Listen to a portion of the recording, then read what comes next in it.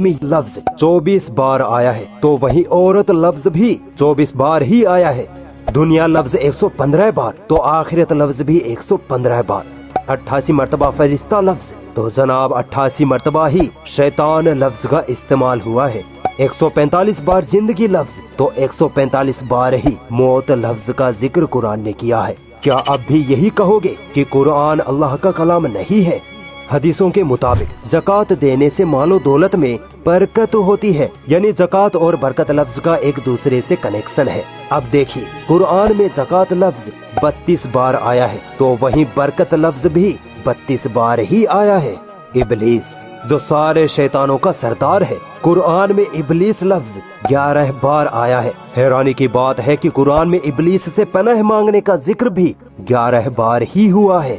दोस्तों, हम पर जब कोई मुसीबत आती है और जब अल्लाह ताला उस मुसीबत को हम पर से टाल दिया है तो हम अल्लाह का शुक्र अदा करते हैं, है ना। अब देखिए कुरान में मुसीबत लफ्ज 75 मरतबा आया है तो शुक्र लफ्ज भी 75 मरतबा ही जिक्र हुआ है।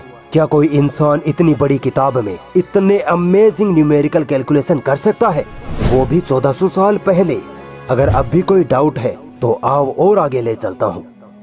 एक साल में कितने महीने होते हैं? 12। और 12 महीनों में दिन कितने होते हैं? 365।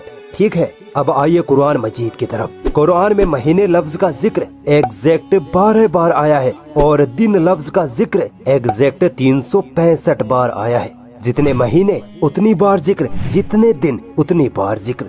अल्लाह की इस गणितीय कुदरत में एक साइंटिफिक फैक्ट भी छुपा है।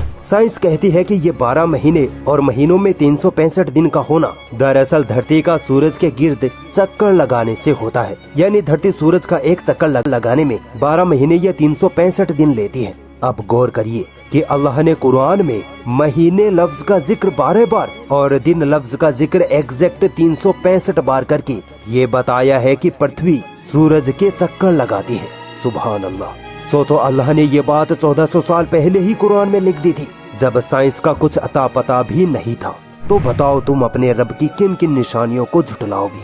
मुझे पता है इनकार करने वाले लोग अब भी यही कहेंगे कि कुरान अल्लाह का कलाम नहीं है। तो चलो एक और अमेजिंग न्यूमेरिकल मिरेकल आपके सामने रखता हूँ, इसको जरा झुटला के दिखाओ। दोस्तों, कुरान में समुद्र लफ्ज 32 मरतबा आया है और जमीन लफ्ज 13 बार आया है। आप सोच रहे होंगे कि ये तो कोई मेल नहीं बैठा, है ना। लेकिन अगर आप इन दोनों नंबरों को जोड़ दे यानी 32 + 13 तो बनते हैं 45। अब भी कोई मेल नहीं बैठ रहा। सुनिए, साइंस कहती है कि हमारी पृथ्वी का 71.1% हिस्सा पानी यानी समुद्र है, जबकि 28.8% हिस्सा जमीन से घिरा है। अब आओ कुरान में दिए गए समुद्र और जमीन लफ्ज की परसेंटेज कैलकुलेशन करते हैं। दोनों नंबरों को जोड़ने पर बनते हैं 45। ठीक है, समुद्र का प्रतिशत निकालते हैं।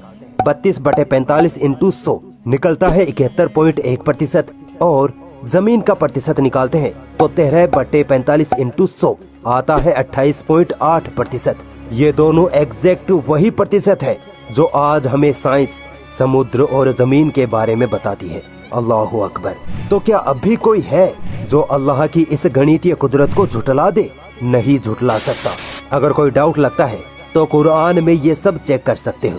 पूरी दुनिया इस कुरान में गलतियां ढूंढने में लगी पड़ी है, मगर आज तक एक जर्रा बराबर भी गलती इस कुरान में नहीं ढूंढ पाई, क्योंकि ये किताब उस वहदहू ला शरीक की तरफ से है जिसने इस दुनिया को थाम रखा है, जिसने इंसानों, जिन्नों, जानवरों, पहाड़ों, समुद्रों, हवाओं सबको पैदा किया। वही हर शह को कंट्रोल करने वाला है। वही जिसकी तरफ हमें लौट कर जाना है, वही अल्लाह है।